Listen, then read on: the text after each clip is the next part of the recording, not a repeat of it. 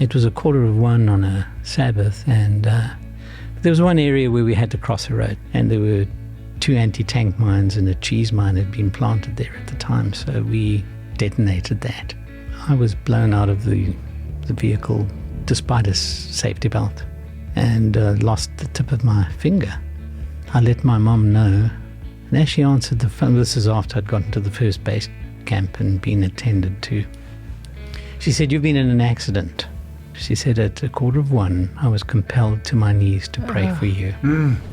Welcome to Evening Rounds, a podcast that takes you behind the scenes in medicine. Tonight, we're joined by Dr. Peter Landless, a World Health visionary and former cardiologist for Nelson Mandela, who shares stories and insights from his fascinating career and challenges all of us to answer the calling to serve.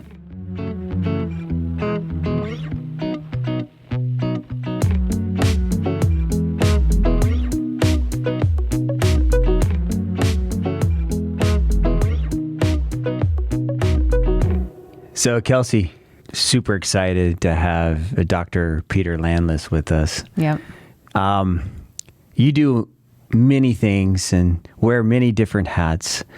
I'm just thrilled to have you on our podcast tonight. The honor and the privilege is mine. Thank you for the invitation. You're certainly welcome. So you're a military man. I was conscripted. But I was in the military for 2 years, and then a number of years after that I was called up for what were called euphemistically camps. What was your most enjoyable moment? When I finished. And then that's true, because it was intended to be 1 year. It was postponed, and then I went in for that year, and it was then increased to 2 years for everybody. And that led to a certain amount of grumbling in my heart. Mm-hmm. And so the most enjoyable, I say it with a little tongue-in-cheek the day I finished, but probably the most enjoyable was when I'd been through a number of issues because of not carrying arms. I chose not to. Uh-huh. Conscientious objector, was that the term used in South Africa as well? Yes, and also, wars are seldom free of moral ambiguity in why they are done. Mm. And the reason we were conscripted was really to underscore and support the apartheid regime. Uh-huh. And so I was threatened, you won't be commissioned, and you'll be the only physician in the army who's not even a non-commissioned officer. Mm. And I often said to them, well, so be it. So when they commissioned me, that was fantastic. When the Surgeon General gave me a commendation, which was a year into the time, because they felt that the service I was giving was very good. And ultimately, when I was, by God's grace, awarded the Southern Cross Medal, following an incident up in the operational area where I'd been blown up in landmines. So when they came to that point, after all the argument and you're the bad guy in the setup, and then, no, there's something more to this. That was one of the nicest days. So yeah, I can't move on to a different subject. When I hear someone says, when I was blown up by landmines. Yeah. You and I share a common bond of partial digit amputation that I appreciated when we were chatting here. But that's a casual sort of statement that most people can't say, when I was blown up by landmines. So I'm not making light of the situation, but tell us a little bit about that. One of the postings was up in a very rural border area between what was then Southwest Africa and Mozambique and Angola. And I would do clinics for the battalion every day, sick parade for the battalion, and then go out and do clinics in the local population groups. And I'd seen a patient, little kid, the previous Saturday, and I said, I have to go back and see her, because the clinic was every Sabbath. And it was raining heavily, and went out, had minesweepers, engineers with me. Going there, it was raining so heavily, I said, just can the minesweeping, we'll just bunderbash and get there and get back. But there was one area where we had to cross a road. So on the way there, we crossed the gravel road, dirt road, and got to where we were coming. And on the way back, right at that same very place, we had to cross it again. And there were 2 anti-tank mines and a cheese mine had been planted there at the time. So we detonated that. And it was 1:15 on a Sabbath, and I was blown out of the vehicle despite a safety belt. Wow. 30, 40 feet out of the vehicle, and lost the tip of my finger, and landed on my haunches without my glasses. And I've worn glasses since I was 11 years of age because I'm short-sighted. And I looked at my finger and I thought, Lord, my right hand. And I was not a little rebellious about it until I looked up and saw my driver, who was only 19, had a fractured base of skull, bilateral tib fib fractures, femoral fracture. It was a mess. It gave me enough time to regroup in my thinking and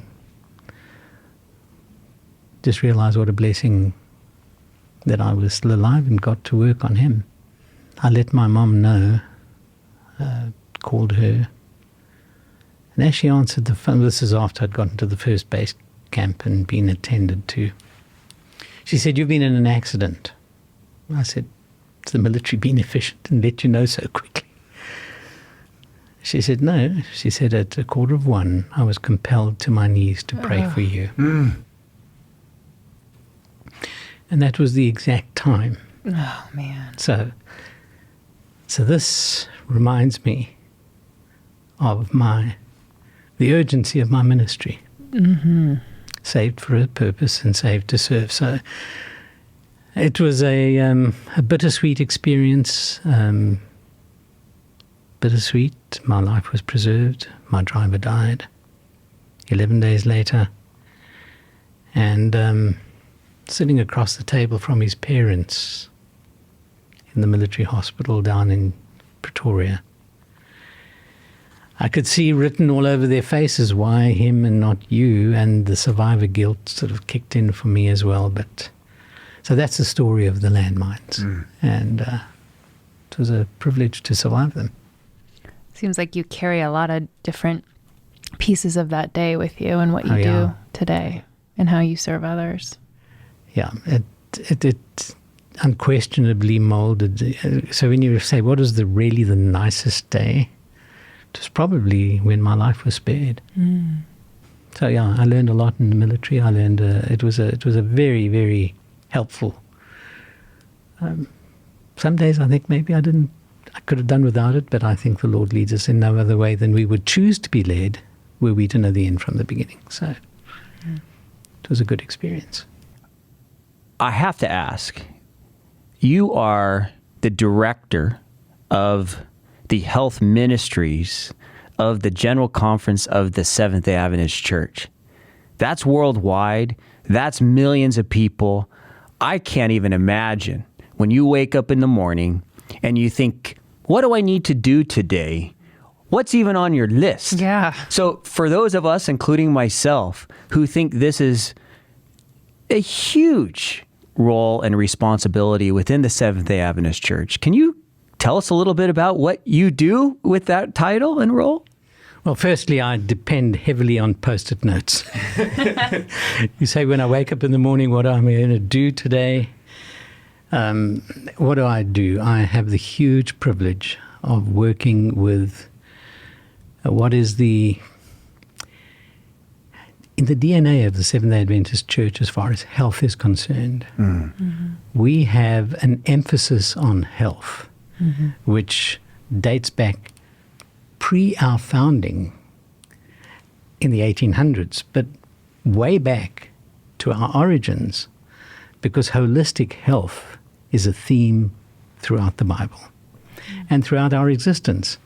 But the Seventh-day Adventist Church has a very key emphasis. It was a gift given to this church of pointing out the holistic well-being that we are privileged to have if we will take it.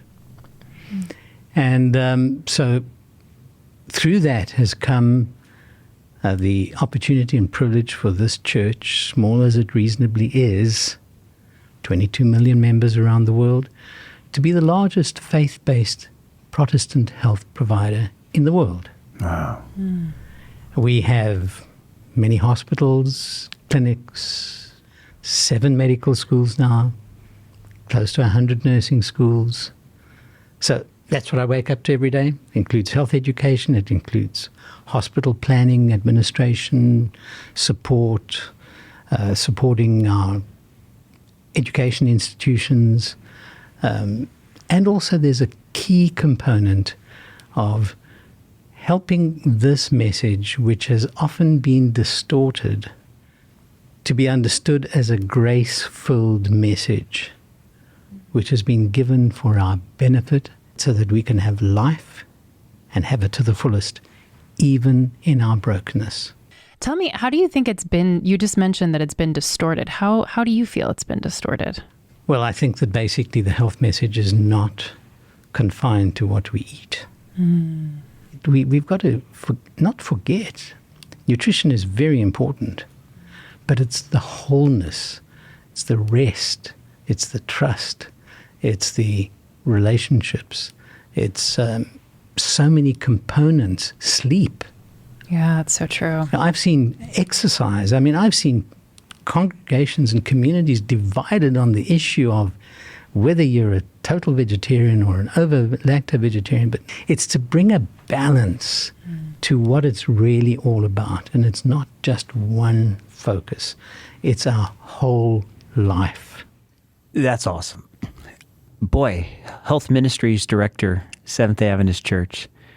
There's a lot of pressure there for you to walk the walk. I'm guessing. I'm putting myself in your shoes. And why did you have to go from preaching to meddling? No, it absolutely is. I mean, yeah, and being active and so forth. Do you count your steps, or are you trying to make sure you pound the pavement, or? I have a conscience here. There it is. Okay. Oh, wow. And I'm so thankful for this. It's a 1. For those of you listening, this is a pedometer? It's a pedometer. It's a Fitbit pedometer. It's the original one that came out. Yeah. And it'll propel me out of my chair in a first-class lounge, because even though you don't fly business class, you get frequent flyer miles and you can sit in decent lounges in various airports. And I'll be sitting down and thinking I need to catch up on emails or write that talk or that article. And suddenly it'll remind me. It doesn't remind me, it's my conscience, but I look at my phone and it says, you haven't stepped today. Yeah. So it propels me out of my chair, and I probably average well between 7 and 10 a day. Wow. Good for you. And so that's one of the things. The other thing is the ones that are more difficult is the sleep. The balance, the life-work balance. The psychiatrist in our department keeps telling me that life-work balance is so important, and he's right, and I keep telling him to expend his energies on younger people, because you can't teach an old dog new tricks. But yeah, it is to walk the talk. Yeah. Is hugely important, whether it's in what we eat, drink, do. I'm probably about 20 pounds lighter than I was when we came to the States, and still some to go. It's an ongoing battle. You talked about being an agent of change, and you've talked a little bit about South Africa. And I know you have a very big history there, and I would love to just talk a little bit about that and being there during apartheid. Yeah, it's painful to be talked about as being a part of that, but I was, and we lived in that, and I grew up in that setting with the blinders on of not even realizing what was going on. Before you get into that a little bit, I think is worth mentioning what apartheid was in South Africa. It was a legislated system separating cultures, ethnic groups, races, where if you looked like me, you were privileged, you lived in the better parts of South Africa, and if you didn't, you were not allowed to be in certain parts of the towns and cities during the night. You could come in the day and you could work in gardens, you could service homes, you could do all sorts of things within the framework of providing labor. So it was a legislated system which started out around about the early 50s and theoretically ended in 1994. And during that time period, there was just a dehumanizing system in place, which we're ashamed of. Talk about Nelson Mandela. One of my heroes, in fact, right way at the top, humanly speaking, of Nelson Mandela was a man who had the most amazing leadership. He did amazing things, and he was an amazing person who would see people for their value, not their color, not their gender, but just who they were. And clearly he was, in my earliest years growing up, I remember reading newspapers and hearing about it when he was arrested for terrorism. And the African National Congress was in the early stages, in the early 60s, of getting very unhappy about what was going on in South Africa. And Nelson Mandela was a lawyer by training. And he spent 27 years in Robben Island, confinement in prison. And all during that time, and even prior to going, he renounced largely violence and continued an ongoing resistance with his colleagues, and they did amazing things. They also did things which I think forced to do were not thought to be amazing, but when people are forced to the wall, they do what they need to do. But I had the privilege of meeting him and being part of his cardiology team that looked after his health.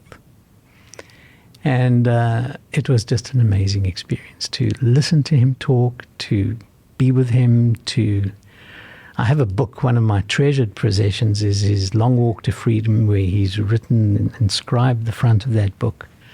And from time to time, I'll just go and look at that. He was highly criticized by his own group for being as accommodating to those who had been the tyrants in the past. One evening, he was the guest of honor at our cardiology year-end meeting.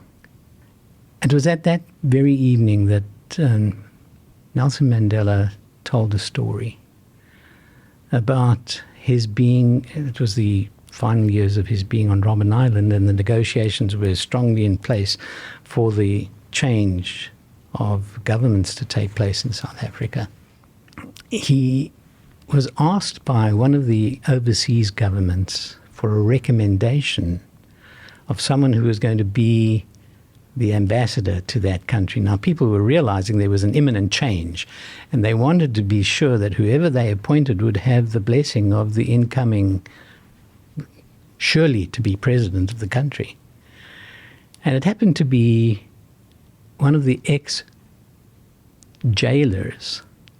of Nelson Mandela from Robben Island. And they brought to him and they said to him, look, are you willing to endorse this man? He gave more detail of the background of it and how they had developed some kind of relationship, but it wasn't they had no agreement on the philosophies surrounding why Mandela was in prison.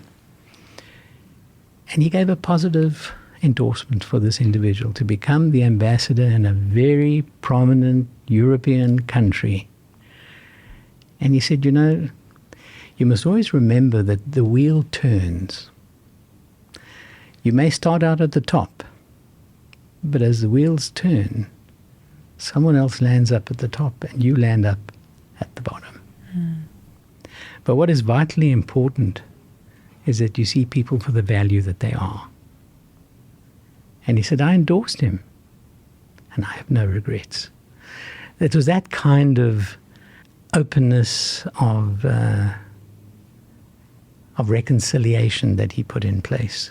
It was an amazing privilege and opportunity to be exposed to someone of that caliber. That's powerful. As you sit in your chair and you reflect on the church, you reflect on the ministry, you reflect on the opportunities that the church and the ministry have. Over the next several years, where do you want to see that direction move, those initiatives? What's in your think tank of ideas and opportunities that you would like to see movement on? It's as if someone asks, what is your strategic plan? Strategic plans are never really valid longer than short periods because circumstances change so radically and so quickly. But what I would love to see is that our health ministry, our church in general, remain relevant, focused on real issues, on being the solution to those problems, and doing what we do because it's the right thing to do. When we meet the needs of people who are experiencing homeless, or we're providing hospital care, or we have a food program, disaster relief, whatever it is that we do, we should do because that's what we've been called to do, to be Matthew 25 church. When I was hungry, you fed me. When I was naked, you clothed me. It seems like you've always had a place in your heart for mission work. That's thanks to my mother. Why?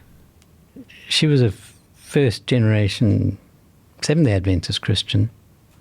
So they were new into the church not a long time before I was born.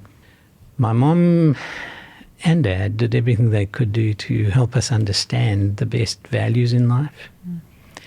My mom immersed herself in the values of the Seventh-day Adventist Church, and of course, primarily the scriptures. And her prayer was, Lord, make him to be a missionary in the four corners of the earth. Wow. That's incredible. Yeah. And that's what she said. And look at where you are. Look at you.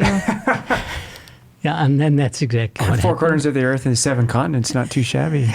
And she would say, It's a powerful prayer. your job is to spend and be spent. To spend and be spent. So, no, that's where it came from. I want to take this opportunity for maybe a unique perspective about Loma Linda. When you work at a place, you often look at it from the inside out, right? It's hard to look at it from the outside in. And you're certainly a gentleman who has significant international experience, influence, contacts, connections, program building, etc. What is the role of Loma Linda in the worldwide health ministry, and where can we even improve on that? I'm so glad you've asked that question. I love Loma Linda. And, but it's not only my love for Loma Linda. It's what I've witnessed around the world of what Loma Linda has meant to, and continues to mean to the mission of this church. I wish that everyone who works here, who has a role here, who teaches, heals, cleans, welcomes, greets, manages parking lots, would just get a vision of the difference this place, this very place, has made around the world, be it in distance Master of Public Health or extension courses, be it in Russia, Kenya, Masters of Nursing programs done around the world, now a doctoral program in nursing being done distant from Loma Linda. Graduates, alumni who are working in small little places, in underserved places, who are making the difference. People here who are training those who go out and make the difference.